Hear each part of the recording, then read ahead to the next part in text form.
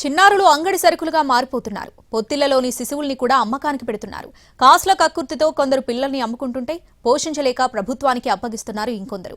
కామారెడ్డి జిల్లాలో చోటు చేసుకుంటున్న వరుస ఘటనలు ఆందోళన కలిగిస్తున్నాయి. కామారెడ్డి జిల్లాలో శిశు విక్రయాలు కలకలం సృష్టిస్తున్నాయి. 5 ఏళ్ల వ్యవధిలో 25 మంది చిన్నారుల్ని అమ్మకానికి పెట్టారు. కొందరు పిల్లల్ని పోలీసులు పట్టుకుని శిశుగృహకు అప్పగించారు. ఇంకొందరి చిన్నారుల ఆచూకీ దొరకలేదు. పిల్లల్ని అమ్మడం నేరమని తెలిసి కూడా కొందరు తల్లిదండ్రులు ఆ పనికి పూనుకుంటున్నారు. పసికందులు 50,000 నుంచి ₹1,00,000 అమ్ముకుంటున్నారు. అయితే విషయం బయటకు పొక్కగానే ఇటు పిల్లల్ని అమ్మిన తల్లిదండ్రులతో పాటు కొన్నవాళ్లను కూడా కటకటాల వెనక్కి నెడుతున్నారు పోలీసులు. కామారెడ్డి జిల్లా కేశంపల్లికి చెందిన దంపతులు తమకు పుట్టిన మగబిడ్డను మధ్యవర్తుల ద్వారా సిరికొండకు చెందిన వారికి ₹55,000 అమ్మేశారు. అయితే డబ్బులు పంచుకోవడంలో వివాదం తలెత్తింది. విషయం పోలీసుల దృష్టికి రావడంతో చిన్నారిని రక్షించారు. బిడ్డను కొన్నవాళ్లతో పాటు అమ్మిన వాళ్లపైన కేసు పెట్టారు పోలీసులు.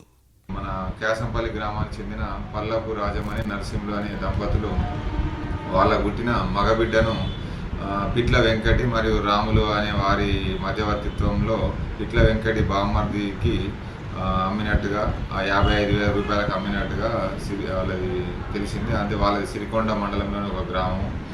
అయితే వెంటనే ఈ విషయం తెలిసిన నేను మా సిబ్బందిని వెంటనే ఎస్ఐ గారిని పంపించి బాబును రెస్క్యూ చేయడం జరిగింది.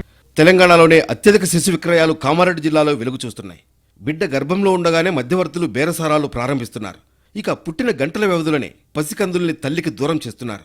ముఖ్యంగా ప్రైవేట్ ఆసుపత్రుల్లో ఈ తరహా ఘటనలు ఎక్కువగా జరుగుతున్నాయి. గతంలో జిల్లా కేంద్రంలోని ఓ ప్రముఖ ఆసుపత్రిలో శిశు విక్రయం వెలుగు చూసింది. వెంటనే ఆ ఆసుపత్రిని సీజ్ చేశారు అధికారులు.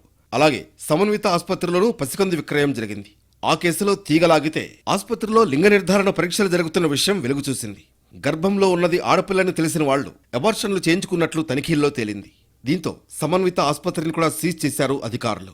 మేము సరెండర్ చేసుకుంటున్నాం, పిల్లల్ని తీసుకుంటున్నాము. అట్లా తీసుకోవటము చట్టరీత్యా నేరము కాబట్టి లీగల్గా వాళ్ళకి ఎలా అప్రోచ్ కావాలో చెప్తాము. మన దగ్గర అప్లై చేసుకుంటే టైం పట్టినా కానీ 1 year 2 years పట్టినా కానీ లీగల్గా అడాప్షన్ ఇవ్వటం జరుగుతుంది. సేఫ్టీ సైడ్లో ఉంటారు.